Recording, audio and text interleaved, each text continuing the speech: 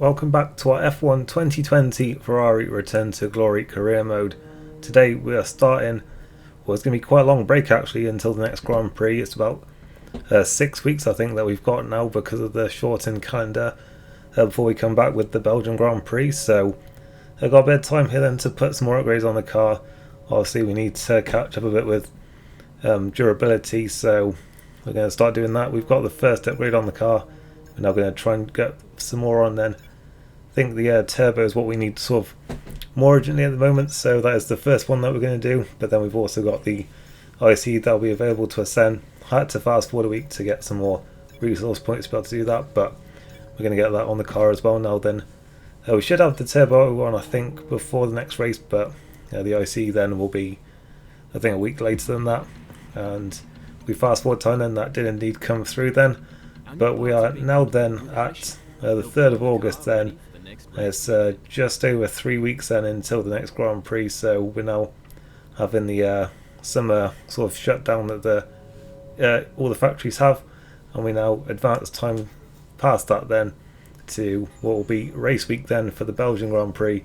We've got some more resource points now, so we'll also get these on the car then. I don't think we really need like an MGU-H upgrade at the moment, but it seems that we need to unlock that one to get to some of the other parts, so it looks like we will be doing that one then before anything else. Obviously we've got that other ICE upgrade as well coming, so obviously we're not doing any performance upgrades yet, it's just these durability ones. And obviously we need to start getting some of these on because we're going to have a lot of engine penalties later on if we don't. But as you can see, it's still pretty close in with us, Red Bull and Racing Point then at this stage. Looking like Racing Point dropping off again a little bit there compared to us. Looks like we've still been quite consistent with the upgrades. As we head now then to the 10th round of the season then, the Belgian Grand Prix at the legendary Spa circuit. There's the weather then for qualifying and the race. It's looking like it's going to be a nice and dry one then. We're seeing quite a lot of overtaking then with DRS I imagine down those straights. And we will certainly be seeing a lot then because, well, it's time. As you can see, we're running low on, well, we've barely got either of our control electronics left then. We're going to have to take a new one then, and that is going to be a 10-place grid penalty there. And I figured, it was time. We're going to be taking engine penalties like later on if we don't if we don't get some new parts on now. So I thought this is probably just the best time. It's a track that you can overtake on, so I thought now's the time. We just got to get a fresh set of everything on the car. We're just going to have to take a massive grid penalty at this weekend, because the thing is, if you drop 10 places then you're going to be near the back anyway, so may as well just get all the other new parts on. And with all the durability upgrades we've got, hopefully we won't need to do that again this season, although it could still be a bit tight. But obviously these next two races, Belgium and Italy, we really just need all the engine power we can get. And obviously we're not upgrading the power aspect of our engine, so yeah, we really need as good as engines as we can for these two races then, because otherwise we're going to be suffering a lot here then. We are now in qualifying then, and obviously it won't actually matter too much what we do in this session because we're going to be starting at the back anyway. But obviously, there's a bit of pride at stake and we want to try and get through. Obviously the team, of course, even in real life they would obviously be not bothered in this scenario, but yeah, that obviously won't register in the game, as we were 9th and 10th in the first session, and I chucked in a new gearbox as well just to go for the full set there then, so that's why we've got an extra 5 places on the grid there then. Kevin Magnussen, the 2 Alfa Romeos and the 2 Williams then went out in Q1 there, so yeah, it's sort of similar to normal really. And into Q2 then, where we are going out, but obviously because of how the tyres work, the rules with qualifying on your Q2 set, I don't actually want to get into the top 10 here because starting at the back I don't really want to be stolen used tyres, so I was sort of just trying to make sure that I didn't make the top 10 here. Obviously still wanted to set a respectable lap time, but yeah, you can see I'll just lift in here then to the line to make sure that I didn't make the top 10 there, so that we can still have free tyre choice then for the race. So yeah, we're out in Q2 then. We qualified 14th, but obviously with about 65 places. Grid penalty, we're obviously not going to be starting there.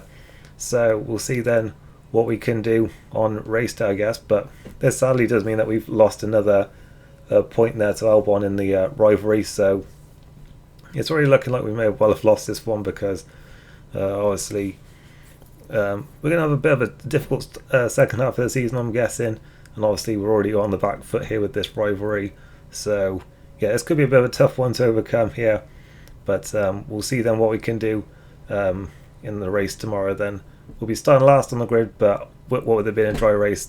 There'll be DRS enabled. We should hopefully be able to make up some places then. We should be able to overtake quite easily here.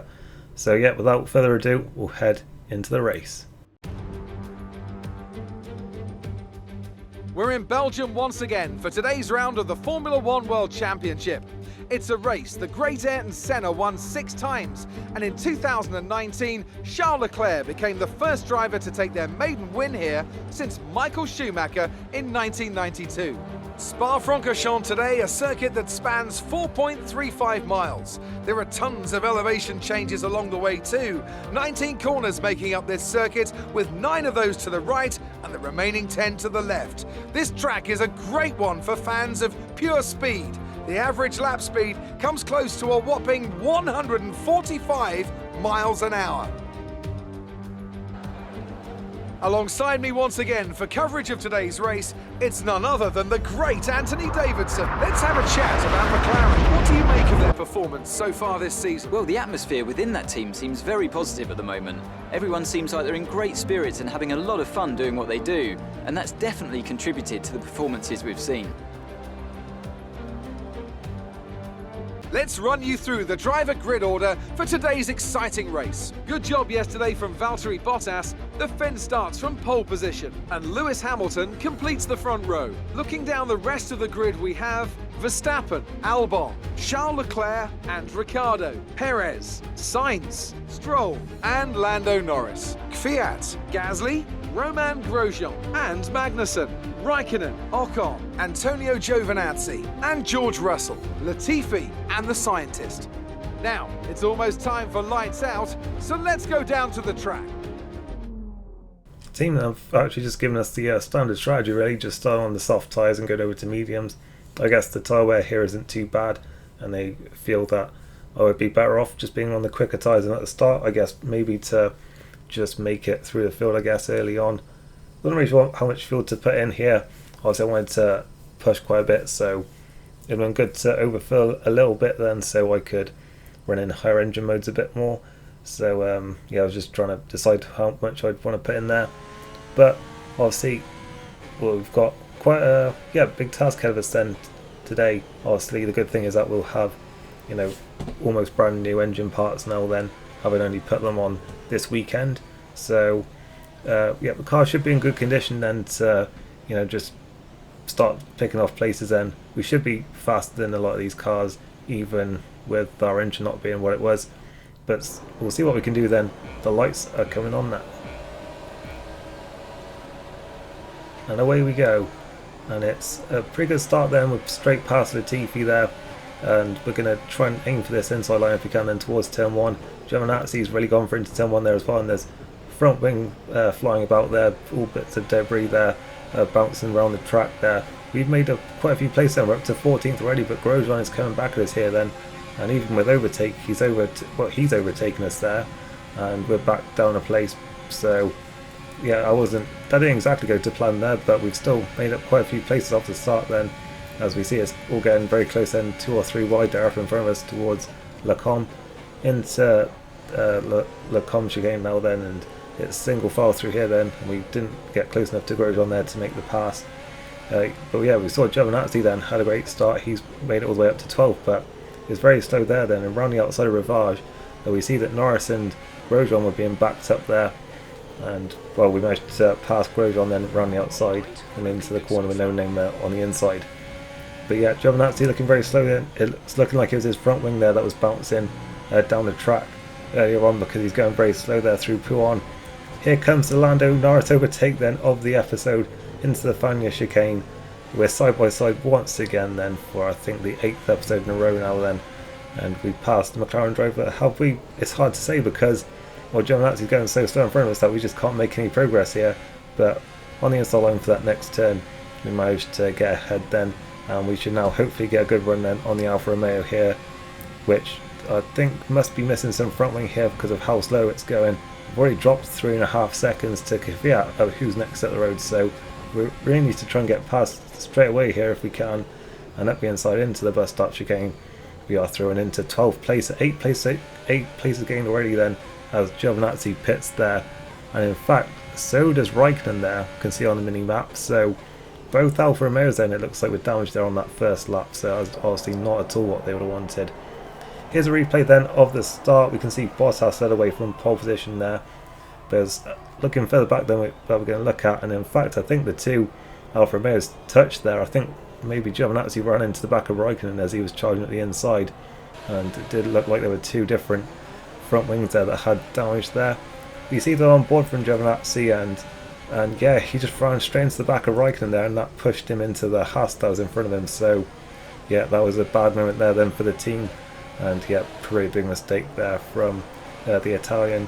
And we see on board then from Raikkonen, didn't have the best start then.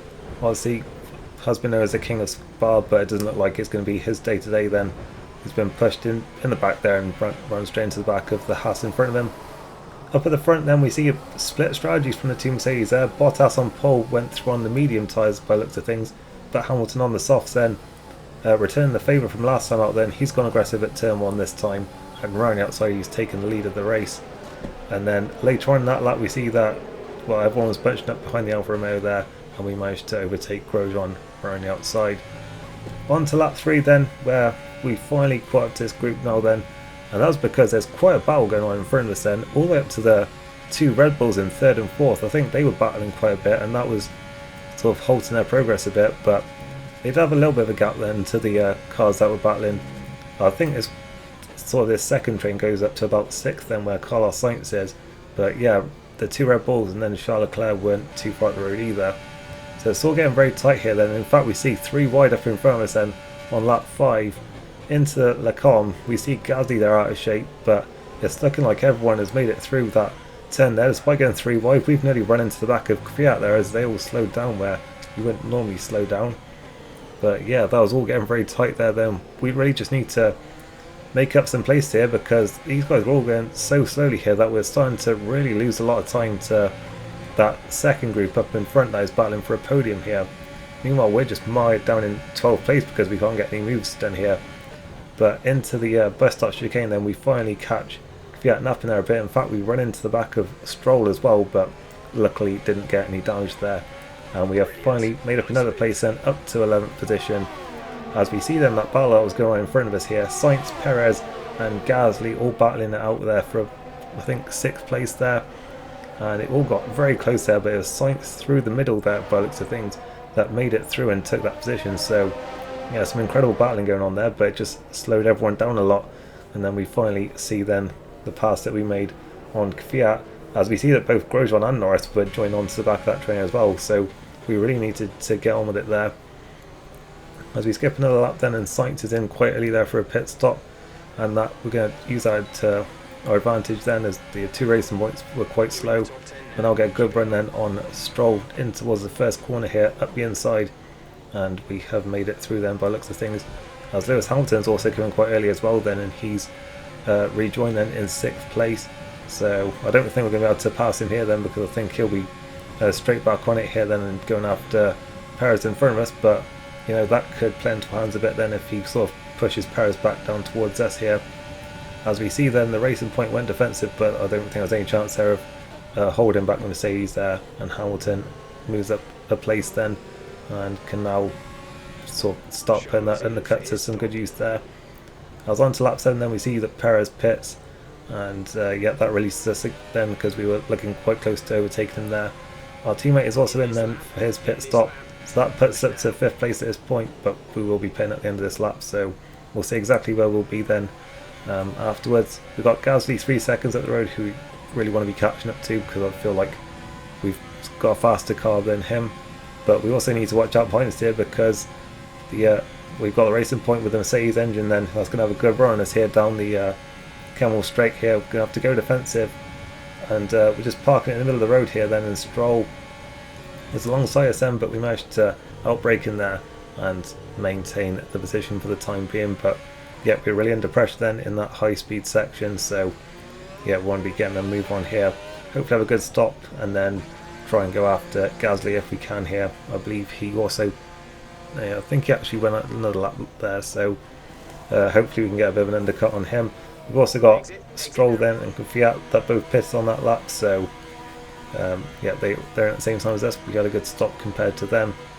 We'll see then exactly where we're going to rejoin. We've got Sainz coming through now, Perez. Obviously we cut turn 1 a bit, so we may well be ahead of them. Well, we're not ahead of Sainz, but it looks like we've just done enough then to get ourselves ahead of Perez. So that's good there. We've jumped him, and we're not too far behind the McLaren of Carlos Sainz either, so hopefully we can get him quite soon. And in fact, he was blocked there quite a lot by Latifi there, who was only just coming in for his pit stop, so that's worked out quite nicely for us. And we're now right on the back of him then, as we see that Ocon's in. Gasly's also in now then. We'll see exactly where he's going to rejoin. But I think again, just they cut the inside line of turn 1 as they come out of the pits, so he's still got a decent lead there, but we have closed it down a little bit. But we've got to obviously worry about the car that's directly in front of us before that, and we should hopefully be just about close enough here then with DRS to maybe get a good run here then down the Camel Straight towards Lecombe. And he's going to go defensive then, but we'll just take it the racing line here I think, and just sweep round the outside. I think there's a little bit of contact actually, so maybe we squeezed him a little bit too much there, but nonetheless we're up into 8th position here then, and now well on our way to scoring a decent, some decent points today then. As we see them running outside there, it looked like we're a little bit aggressive there with our sort of our move towards the apex.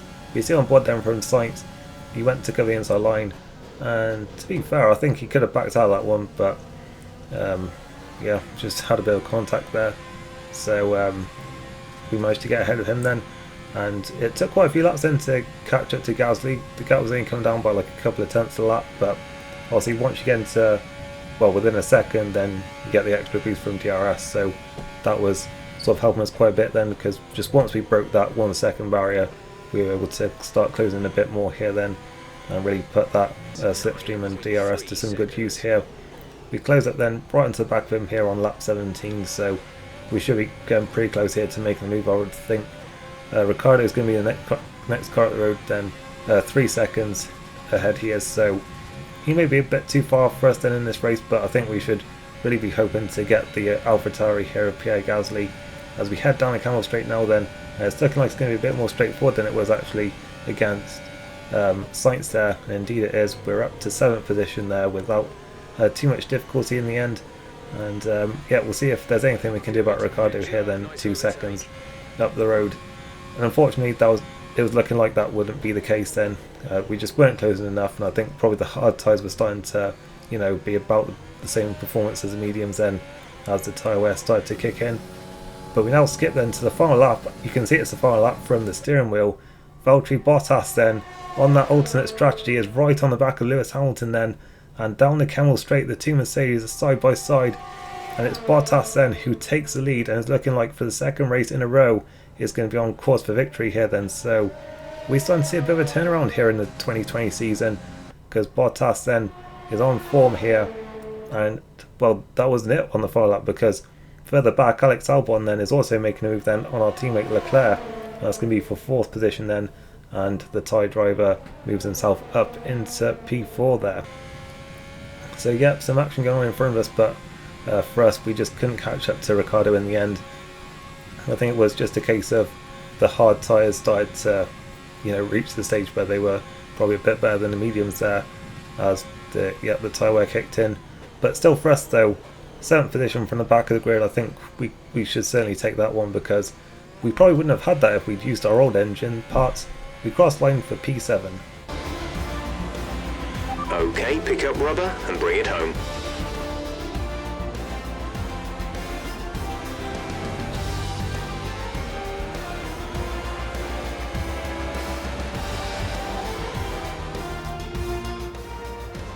Yet another historic win under their belts. Well done to the team at Mercedes. Anthony, tell me, what was it that helped them achieve this success? I think that smart tyre management on track and very smooth driving definitely assisted in their victory today.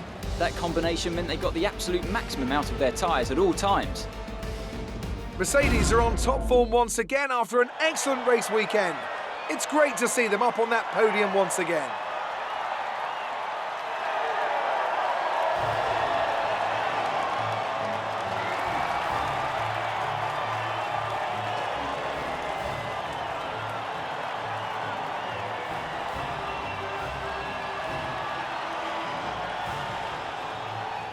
This season has just got a lot more interesting than that victory for Valtteri Bottas. That's obviously 2 in a row, and obviously 2 races in a row that he's passed Lewis Hamilton on track as well, so that's got to be a big psychological advantage for him as well there then, as he eats into his teammates' championship lead. There was the 2 Red Bulls then who finished 3rd and 4th in the end, as we saw Albon overtake Leclerc late on, Ricciardo in 6th, and we were in 7th place then. As I said, I think just that engine change was absolutely the right decision. I don't think there was any chance we would have finished 7th with, you know, some of those old parts that we had. Ghazi then finally gets some good points on the board in 8th. Bit of a disappointing day for Racing Point there in 9th and 10th, and a really disappointing day as well for McLaren, actually, only 13th and 14th for them.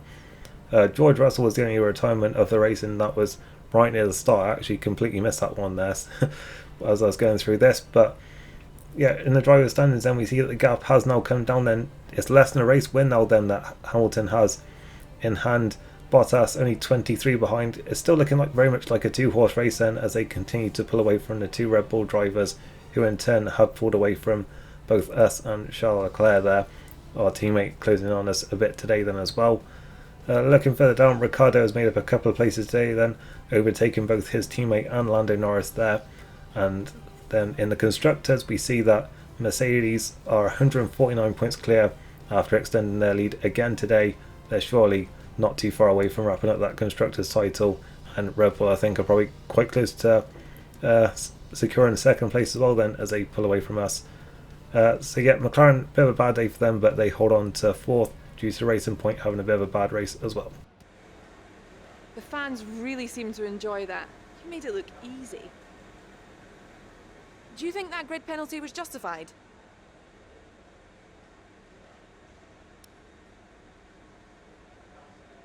It was more like dodgems than Formula 1 today, wasn't it?